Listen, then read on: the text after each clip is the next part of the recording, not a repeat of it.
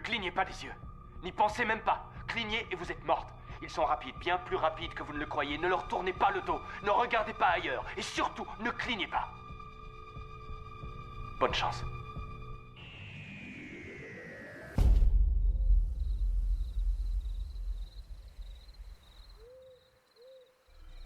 Cette créature a traumatisé une génération tout entière.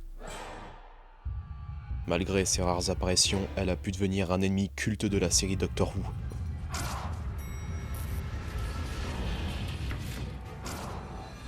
Je parle bien entendu des Anges Pleureurs. Leur première apparition est lors de l'épisode 10 de la saison 3 de Doctor Who, nommé Blink, que l'on traduit en français par cligner des yeux. Cet épisode est sûrement le plus grand classique de toute la série. Pour cause, l'ennemi de cet épisode, les Anges Pleureurs. Tout commence en 2007 lorsque Sally Sparrow se rend dans une maison abandonnée nommée Wester Drumlins. Là-bas, elle découvre un message derrière un papier peint décollé. Fais attention, les Anges Pleureurs.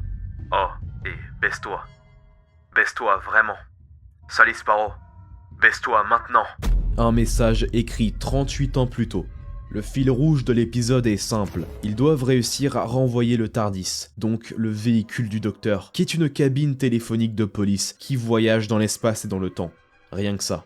Ils doivent le renvoyer en 1969, car c'est à cette époque que le docteur est bloqué. Mais cette cabine est également convoitée par les anges. Les Anges Pleureurs sont des créatures d'un autre monde. Ce sont des statues uniquement quand on les regarde. Les assassins solitaires, c'est comme ça qu'on les appelle. Ils sont aussi vieux que l'univers, et s'ils ont pu survivre aussi longtemps, c'est car ils possèdent le système de défense le plus sophistiqué jamais créé. Dès l'instant où quelque chose les regarde, ils se transforment en statue de pierre. Et on ne peut pas tuer une pierre. Lorsque Larry et Sally étaient en train d'écouter les consignes du docteur dans la maison abandonnée, ils ont compris qu'ils avaient de grandes responsabilités et qu'ils étaient en danger, jusqu'à ce qu'ils lâchent l'ange pleureur des yeux. Pour moi, la chose la plus horrible quand on regarde un film ou une série, c'est quand on peut se mettre à la place du personnage dans des situations absolument abominables. On a tous retenu sa respiration quand un type se noyait. Et là, c'est pareil, on s'imagine l'horreur que c'est de ne pas cligner des yeux, de retarder un événement naturel et inévitable. Si les anges pleureurs envoient leurs victimes dans le passé, c'est pour une bonne raison. En faisant ça, ils consomment leur énergie temporelle. C'est littéralement leur source d'alimentation. Et sans ça, ils sont capables de mourir de faim. Mais ouais... c'est sympa, mais ce n'est pas si horrible. Au pire, tu te fais toucher, ça t'envoie dans le passé. C'est ok, tu perds tous tes proches, etc. Mais bon, tu vis ton existence tranquillement. Ce n'est pas si terrifiant. Enfin, jusqu'à l'épisode 4 de la saison 5, avec le 11e docteur, aka le meilleur docteur. Se faire passer pour une pierre, jusqu'à ce que vous leur tourniez le dos.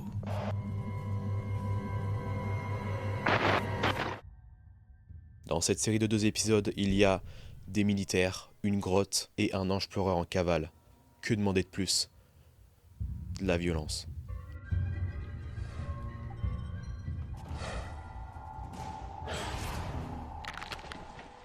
Oui, maintenant, au lieu d'envoyer ces pauvres militaires dans le passé, il leur brise la nuque. Imaginez cette horreur. Vous ne savez pas qu'il est là.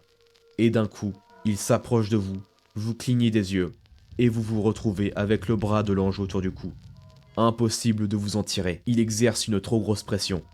Il va juste attendre que vous cligniez des yeux pour vous achever, et vous savez très bien que vous êtes déjà mort. Je me souviens aussi d'un moment mémorable, la seule fois où on a vu les anges réellement bouger. Amy leur faisait croire qu'elle voyait parfaitement, alors qu'elle était contrainte de garder les yeux fermés, car un ange se trouvait dans ses pupilles, jusqu'à ce qu'elle trébuche.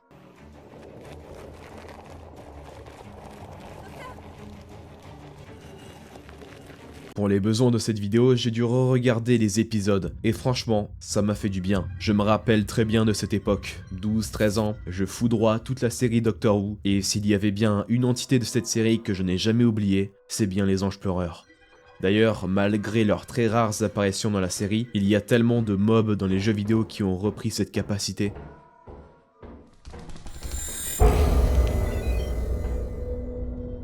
Et également un point scénaristique que j'adore, mais qui a été un peu bouleversé avec les anges qui bougent dans la saison 5, c'est que nous faisons partie des personnages. Nous voyons ce qu'ils voient, Et jamais, à part dans l'épisode 5 de la saison 5, nous avons vu les anges bouger, alors qu'on aurait très bien pu imaginer voir les anges avancer derrière le personnage, sans que lui ne le voie. Nous sommes autant qu'eux, ignorants de ce qu'il se passe. C'est pour moi le système le plus horrible qui existe.